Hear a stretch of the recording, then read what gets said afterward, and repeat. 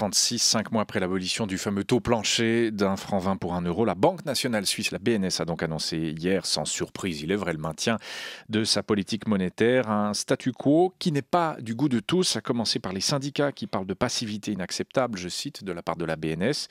Il n'empêche même au sein de l'industrie d'exportation, qui vit pourtant particulièrement difficilement cette situation, on reconnaît qu'il n'y avait pas d'autre solution, pas d'autre issue. C'est notamment le point de vue de notre invité du jour, François Gabella. Bonjour. Bonjour. Vous êtes patron de LEM International, fabricant de capteurs électroniques.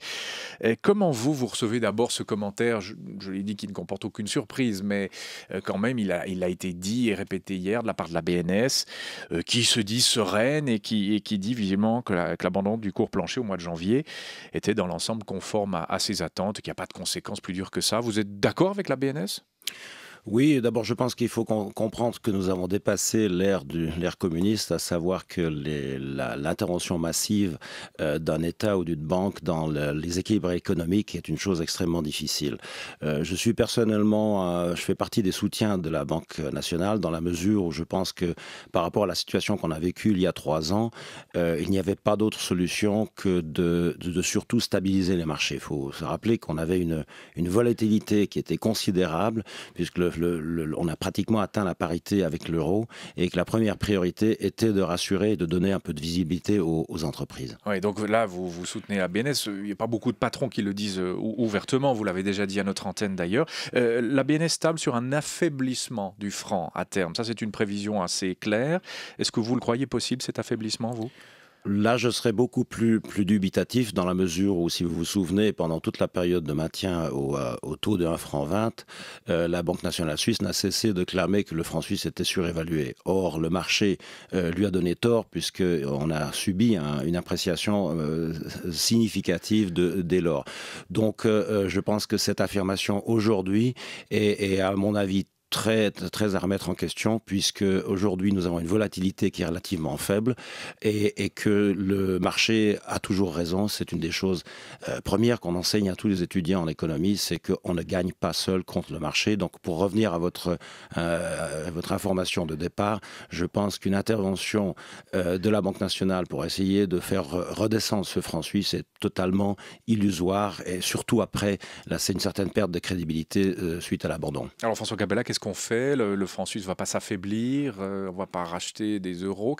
C'est le statu quo, avec des conséquences peut-être néfastes pour certains secteurs, avec le maintien d'un euro autour d'un franc 0,5, c'est la situation actuelle. 30 000 emplois pourraient passer à la trappe en Suisse, ça c'est des prévisions qu'on entend.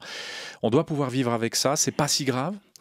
Je pense d'abord qu'il convient de redéfinir la nature même du franc fort. Le franc fort est ce que j'appelle la rançon du succès. Pourquoi ? Parce que c'est un pays qui fait figure quasiment d'extraterrestre, dans la mesure où tant au niveau de la gestion de nos ménages publics que de sa balance commerciale, la Suisse n'a cessé d'avoir du succès.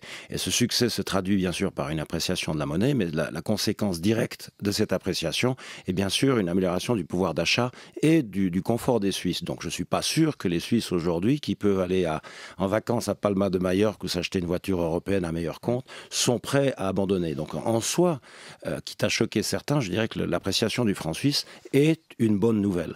La moins bonne nouvelle, c'est que cette adaptation est extrêmement rapide, puisque depuis 4 ans, on a une appréciation du franc suisse, surtout vis-à-vis de l'euro, de l'ordre de 25%, et que ce choc est extrêmement difficile à supporter pour un certain nombre de secteurs. Oui, 30 000 emplois. Par exemple, chez vous, LEM International, fabricant de capteurs électroniques, alors vous produisez en Chine, à Genève, en Bulgarie, au Japon. Chez vous, quelles ont été les conséquences depuis 5 mois de cet abandon du cours plancher, très concrètement ?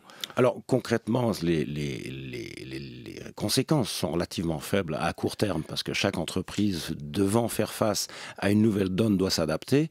Je ne vous cacherai pas que cette appréciation du franc suisse rampante depuis maintenant plus d'une décennie nous a évidemment interpellés sur les mesures à prendre. Et donc, ce que nous avons fait, c'est que, ayant des activités de production en Suisse de produits qui sont relativement simples à assembler, on ne se parle pas de montres qui demandent des horlogers expérimentés de 20 ans, il est clair qu'un certain nombre de jobs ont dû être délocalisés vers des pays comme la Bulgarie ou que la Chine. Alors évidemment, au niveau d'une entreprise, vous pourrez éventuellement percevoir ça comme une difficulté. Maintenant, si vous regardez le tableau général de l'économie suisse, cette économie a été soumise à cette appréciation, s'est adaptée au cours des années et a, entre guillemets, détruit des milliers, voire des dizaines de milliers de jobs. Maintenant, ce que l'on observe, c'est que le chômage n'a pas varié pendant cette période. Pourquoi? Parce que ces jobs ont été précisément remplacés par des tâches et des places de travail à plus forte valeur ajoutée qui précisément ont permis de mériter en fait ce niveau de vie dont je vous parlais tout à l'heure. Donc cette tendance à long terme est bonne, permet d'améliorer la prospérité et le confort dans ce pays. Ce qui est particulièrement difficile, c'est d'une part l'accélération récente et d'autre part une certaine frustration des milieux économiques, exportateurs, je dirais, en contact avec l'étranger, parce qu'un vigneron aujourd'hui n'exporte pas, mais est pris de plein fouet par la concurrence étrangère, que ces secteurs-là se sentent un peu délaissés dans la mesure où deux autres pans importants de l'économie suisse, à savoir l'économie intérieure et bien sûr tout le secteur public, que ces deux secteurs sont bien sûr occupés par des citoyens suisses qui bénéficient des vacances à Palma de Mallorca, comme je le disais tout à l'heure. Pas tous, hein, certains vont en Suisse aussi. Mais il y en a certains qui vont en Suisse, mais d'une manière générale, l'euro est une bonne nouvelle et a contribué à baisser le niveau des prix en Suisse, et à mon avis, ces deux secteurs ont des efforts important à faire pour participer à cette prospérité suisse. Et alors, vous dites ça aussi à l'industrie suisse des machines, en tout cas à ceux qui la représentent, qui continuent de dire que la politique de la BNS est néfaste, ils ont peur, etc. Vous dites, bougez-vous. Enfin, c'est quoi, au fond, votre message?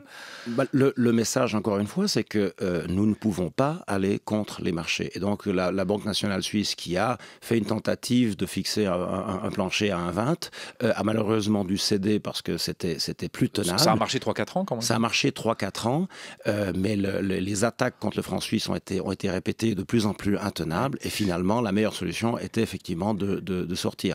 Je critique de nouveau pas la Banque nationale suisse. Pourquoi? Parce que je pense que le scénario de départ de ce blocage du franc suisse résidait dans un espoir d'un redressement de la zone économique européenne, ce qui ne s'est pas produit, puisque la zone européenne a continué à se dégrader. François Cabella, vous l'avez dit, vous avez aussi dû délocaliser, donc comme on va continuer comme ça, comme on ne peut pas aller contre les marchés, ça veut dire quoi? Qu'on va délocaliser davantage encore en Suisse? On va peut-être avoir recours parfois au chômage partiel, on voit déjà ça un peu dans l'horlogerie, l'augmentation du temps de travail, la baisse des salaires, tout ça se profile? Comme je l'ai dit, l'accélération de cette appréciation du franc suisse pose un certain nombre de problèmes à des entreprises qui avaient des rentabilités relativement faibles. Et que ces entreprises passent soudainement d'un niveau de profitabilité faible à un niveau de perte. Et que ces entreprises doivent évidemment réagir à court terme, comme vous l'avez mentionné, des solutions de chômage partiel, éventuellement d'assouplissement d'un certain nombre de régulations, peuvent les aider à passer le cap. Mais d'une manière générale, suivons et concentrons-nous sur le macro-phénomène, à savoir l'amélioration du niveau de vie de Suisse qui est liée à la valeur ajoutée de l'emploi en Suisse, est une chose qui globalement est positive. Ce qui est difficile, c'est cette accélération. Si je résume votre pensée, vous n'êtes pas favorable, vous, au retour à un taux plancher, ce serait trop artificiel et pas tenable, vous ne le souhaitez pas, quoi? Je pense que... Alors, après, on peut discuter quel est ce taux plancher. S'il s'agissait de le fixer à un taux actuel, peut-être que ça serait relativement tenable. 1,05 par exemple. Mais s'il s'agissait de remonter à 1,20 franc, les marchés qui ont déjà, à plusieurs reprises, attaqué la Banque nationale suisse, recommenceraient à faire des coups de boutoir et finiraient à la faire céder de nouveau, parce qu'encore une fois, on ne peut pas s'opposer au marché. L'Union syndicale suisse, l'USS, qui parle de passivité inacceptable de la BNS, là, qu'est-ce que vous répondez à l'USS?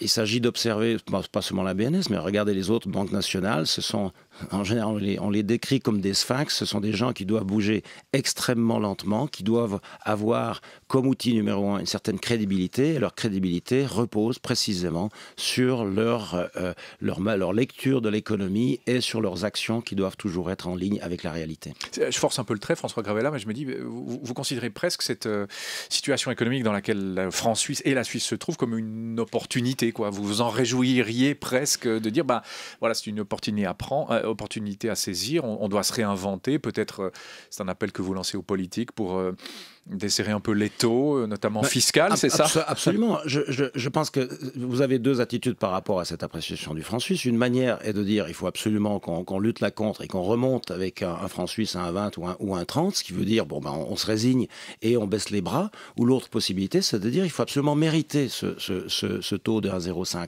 Et pour ça, comme j'essayais de le dire tout à l'heure, il s'agit de s'assurer que non seulement les entreprises aient la capacité d'adaptation par rapport à ce changement rapide, mais il s'agit aussi de s'assurer que les deux autres pans de l'économie, à savoir l'économie intérieure qui souffre de manque de stimulation et de manque de concurrence, fassent un effort pour offrir des conditions économiques meilleures. Et puis naturellement, l'administration qui, elle aussi, fasse des efforts en termes d'efficacité. Votre message aux politiques, là, ce matin, c'est une administration publique plus performante, des conditions cadres meilleures, et notamment fiscales, c'est clairement ça? Bien sûr, je pense que la réforme fiscale qui est en train d'avancer est une chose souhaitable, non seulement pour améliorer les conditions des entreprises, mais aussi de réduire l'incertitude, parce que ces discussions durent déjà depuis un certain temps, donc il est plus que souhaitable que ces discussions aboutissent. Pourquoi entend-on aussi peu de patrons tenir le même discours que vous, François Gabella, y compris dans votre secteur, qui est celui de l'industrie de précision? C'est parce qu'ils ne pensent pas la même chose que vous, ou qu'ils le pensent et qu'ils n'osent pas le dire? Enfin, quand vous en discutez entre vous,